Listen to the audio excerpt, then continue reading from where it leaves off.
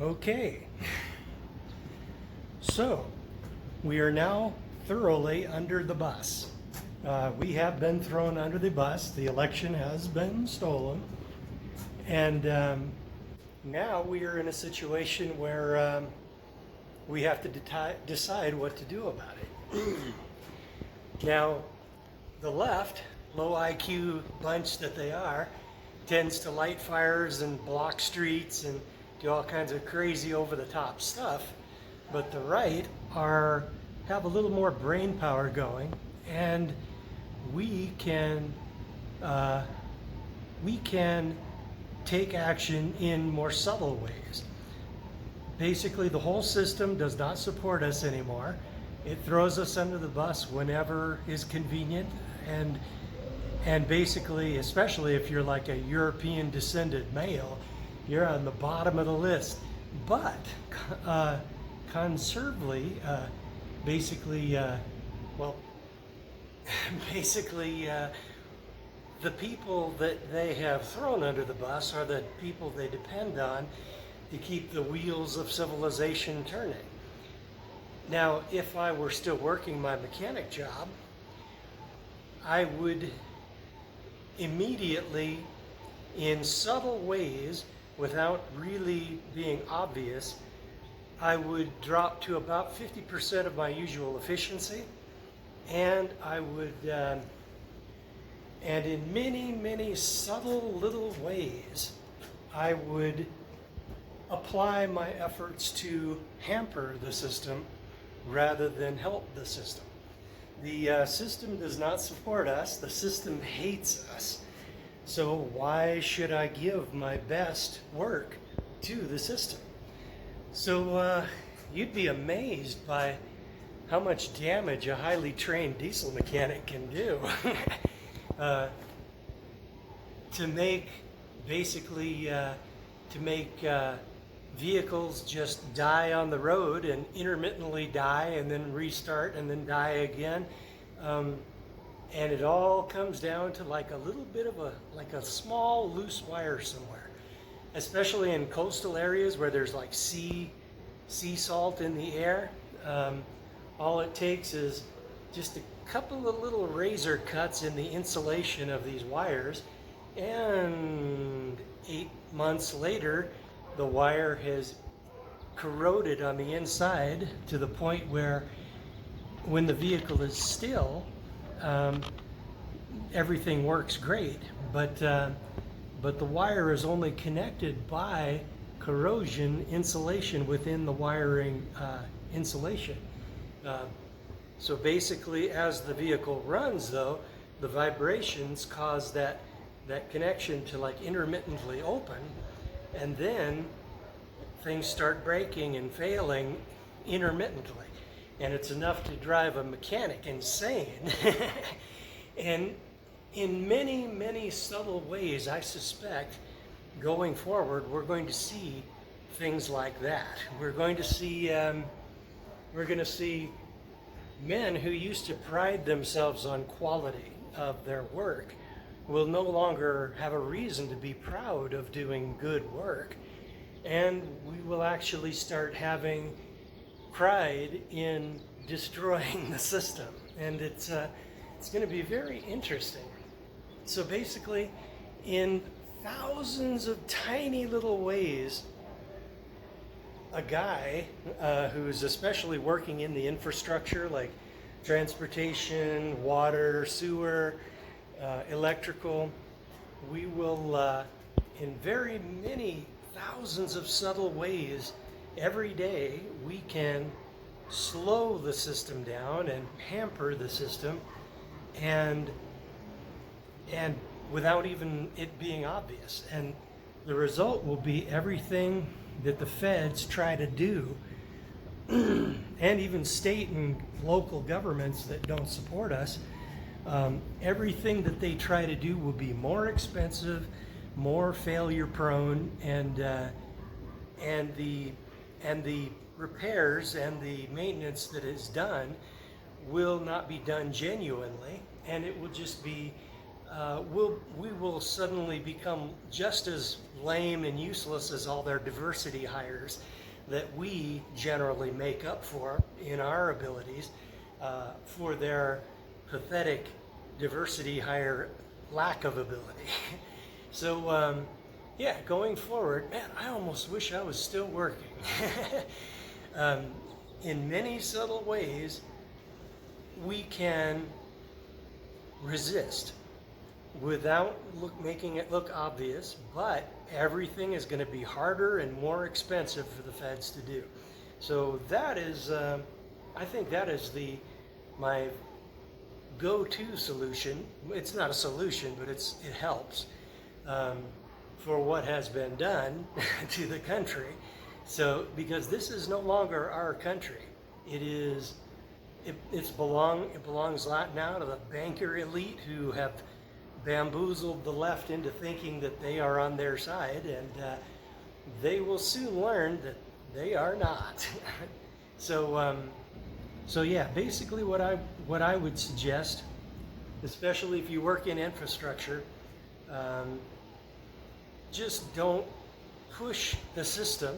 Don't put your back behind the system. Don't put your personal force into supporting the system, and instead, just in many, many subtle ways, without calling attention to yourself, put on the brakes and slow everything down, make it harder for them to accomplish anything. And but at the same time, profess, just like the left, lies are their number one tool. We're going to have to learn to lie too. Basically, I would suggest just, oh, I love doing a good job, and then fuck it all up. And man, it's like a game with a highly trained diesel mechanic can do just a tremendous amount of damage when he is no longer being looked after by the system. And he can do a lot to put the brakes on the system and slow everything down, and not necessarily bring it to a halt, but everything will be slower, more expensive, vastly more difficult for them to accomplish. So that's what I would suggest. I mean, burning things down and going crazy that's the leftist mentality. Like after the inauguration in DC, there were fires all over the place burning. But now, not Biden's in, I doubt there will be a single fire, because that's not how the right works. We think long term, and we can plan ahead, and we can take much more subtle action to pull our support from the system.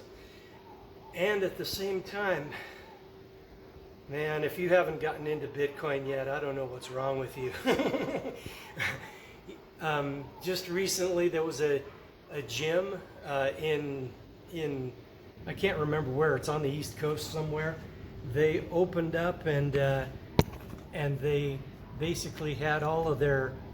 I mean, they were fined $16,000 a day by the government, and then their bank account was raided, and the bank just handed over all the money. I think they lost $160,000 worth of GoFundMe money that donors have donated to them. But if they had that money in Bitcoin, they would not have been able to take the money. Basically, you can just bury money and look poor, and there isn't shit they can do about it. They can say, oh, you bought these Bitcoins at this time, so you must be wealthy. Sorry, I lost them in a boating accident. So basically, it's just a situation where it claws back all the power that government has to just reach out and take all your money and your property and wealth, and it returns that power to you where it belongs, and it really balances out a lot of the injustice that's been financial injustice that's been and oppression that's been perpetrated on U.S. citizens over the last 50 years. Banks, that is like old technology. The idea is to be your own bank now and handle your own transactions, and you decide how close to the system you want that to be, how anonymous you want it to be, and you can decide how much you want to support the system in that way as well. So yeah, for me, my only suggestion is claw back all that power financially, with crypto and especially Bitcoin, and hamper the system, slow the system down, make everything more difficult and more expensive for government of every level to do their business. And their business is harming us, so it makes no sense to support them. So yeah, in millions of subtle ways, I can see it all across the United States.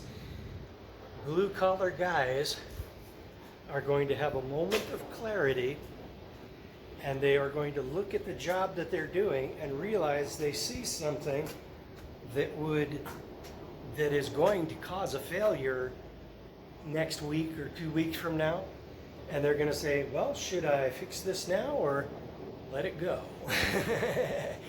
And their decisions, one by one, millions,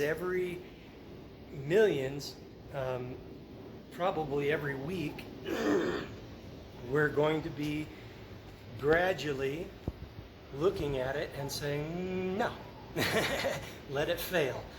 Give the tow truck drivers more work to do and make everything harder and more expensive and more difficult for all levels of government and big business too, like Walmart. Man, I wish I was a diesel mechanic for Walmart.